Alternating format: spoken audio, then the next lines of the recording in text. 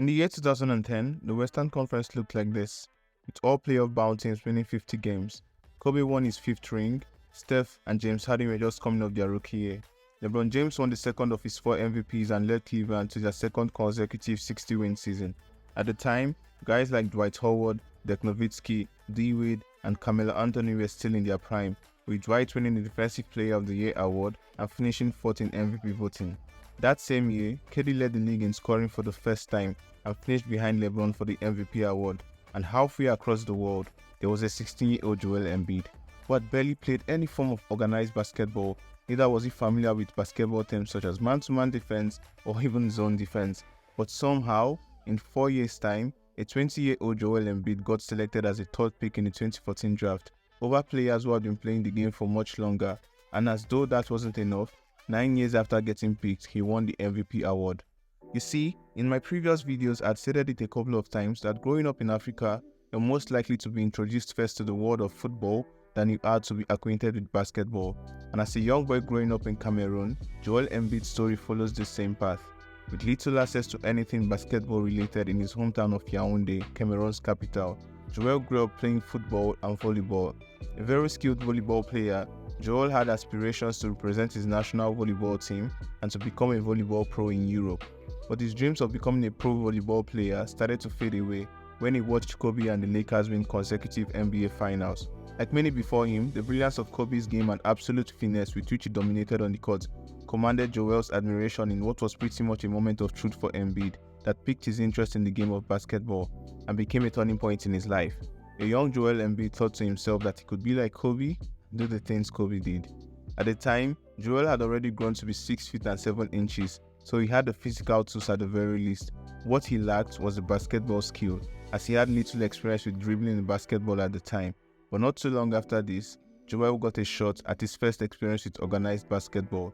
Mba Amute, a fellow Cameroonian who was already an NBA player, was hosting a basketball camp to pick the best young talent in his country to participate at the Basketball Without Borders program in South Africa later that year. And as fate would have it, Joel got invited to showcase his skill. A few months prior to the camp, Joel had begun to practice basketball, constantly and repeatedly watching the tape of Hakeem Olajuwon that he had been given. In spite of this, Joel missed the first day of practice at the camp because he was dealing with feelings of inadequacy. Joel did not think he had a chance of excelling against what he thought was better competition. He did not even think as far as playing in the US or even in the NBA, but he eventually showed up to the camp the next day. For someone who a year ago knew next to nothing about basketball, Joel showed considerable skill at the camp, impressing Mba Amute, who later said Joel was doing things on the court that guys who had been in the league were not able to execute. To say the least, Mba Amute was so impressed, he did not stop at getting Joel to participate in the Basketball Without Borders program.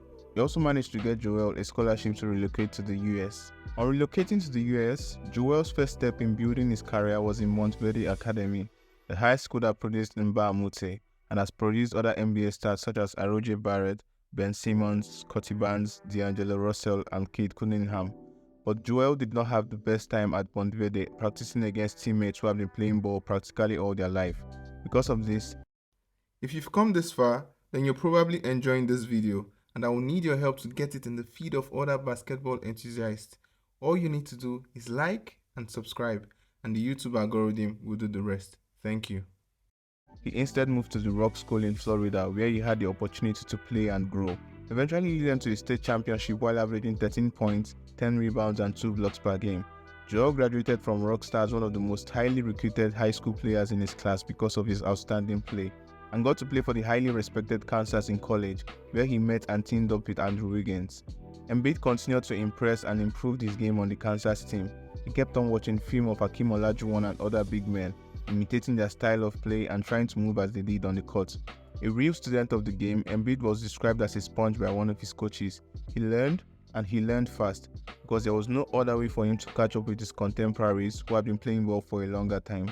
Joel was one of those people who found it easy learning the most complicated moves on the basketball court, and he sought to learn from the best.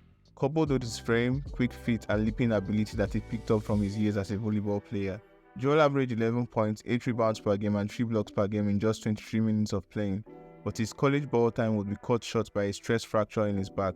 Despite the injury setback, he still got named Big 12 Defensive Player of the Year and declared for the 2014 draft. Coming into the draft, Embiid was projected to be a top pick in his draft class, with many scouts saying they wouldn't pass him up as the first pick. And this would have been a possibility if Joel did not undergo surgery in his feet just a week before the draft, with reports that recovery could keep him off the court for almost 6 months. On draft day, his college teammate Andrew Wiggins was picked first by the Cleveland Cavaliers, and Joel was picked third by the Philadelphia 76ers.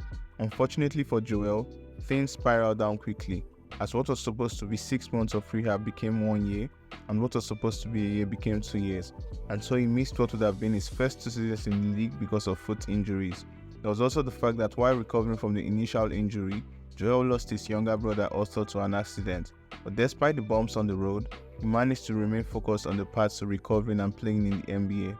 After 2 years of ups and downs and the suffering that comes with rehab, Joel was ready to make his NBA debut in the 2016-2017 season, and everyone looked forward to it. On the night of the 76ers season opener, Joel was warmly welcomed by the Philly crowd in a game they lost, but the highlight of the night was Joel finishing with 20 points, 7 rebounds and 2 blocked shots, including blocking a shot attempted by Russell Westbrook. Embiid showed flashes of his potential that night, and the Philly crowd loved every moment of it, as they cheered for every shot he made. After opening night, Joel continued to impress not just the Philly crowd but everyone else, as his game did not look like that of an average rookie, much more one that was affected by injuries in any way. There were nights Joel looked like he had spent years in the league, outplaying and enforcing his will on much older players. He was well on track to win the Rookie of the Year award, as he took every Eastern Conference Rookie award from the month of October to the month of January. Then he suffered an injury on his left knee in the first week of February, an injury that led to Joel being ruled out for the entire season after just 30 games. Despite playing barely half the season, Joel still made the All-Rookies first team, averaging 20 points, 8 rebounds and nearly 3 blocks per game. Numbers that were much more closer to the production of All-NBA caliber players than it was to any rookie's numbers. The 76ers finished this season with a losing record, but in just 30 games, Embiid proved to any doubters, if they ever existed, that he wasn't a fluke and he had come to the NBA to dominate. After recovering from the knee injury, Embiid began the next season picking up right where he left off before his injury. He did not miss a beat and continued to improve all aspects of his game. Embiid finished his second season in the league as an All-Star, All-NBA and All-Defensive player, averaging 23 and 11 for the season as he led the Sixers to the 3rd seed and their first playoff berth in half a decade. In the first round, the Sixers were matched with the 6th-seeded Miami Heat, who had Dwayne Wade in his latter years. Joel missed the first 2 games of the series because of an injury he suffered at the end of the season, but the 76ers still won the series in 5 games, but they would fall to the Celtics in just 5 games of the second round.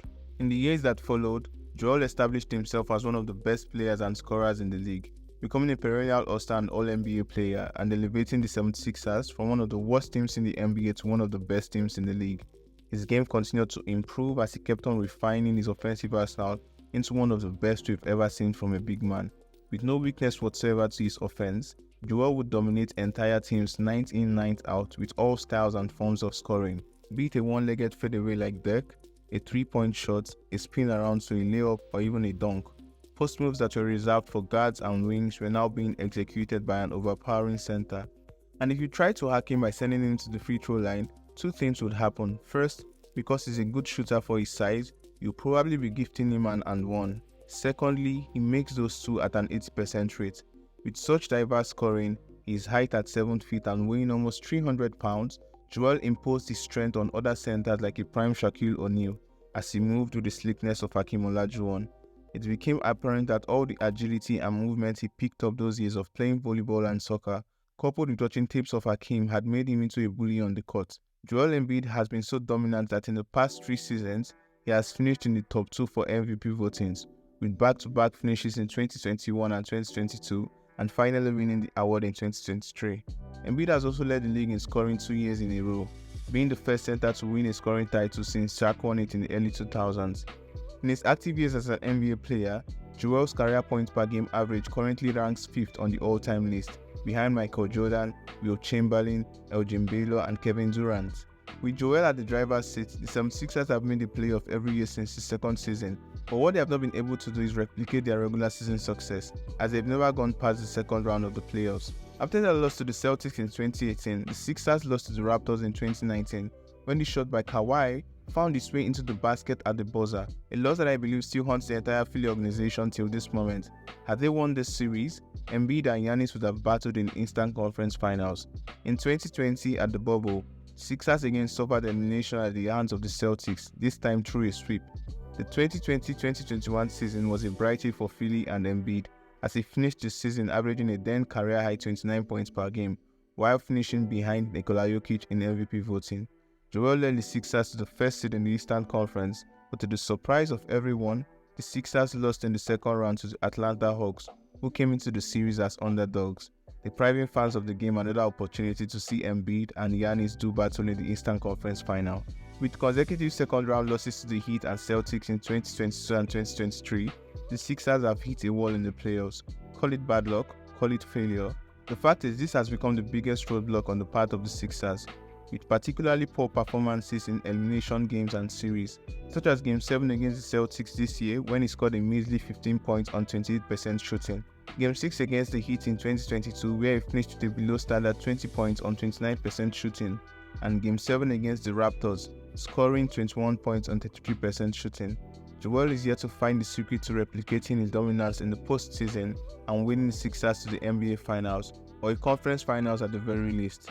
Despite all this, one of the most fascinating aspects to Joel's game is that although he has constantly had to deal with injuries during his career, never playing up to 70 games a season, for some reason, the injuries don't slow him down, make his production dip, or cause him to be any less aggressive in games. He comes back and picks up right where he left off, and his production, well, it remains the same, or even gets better.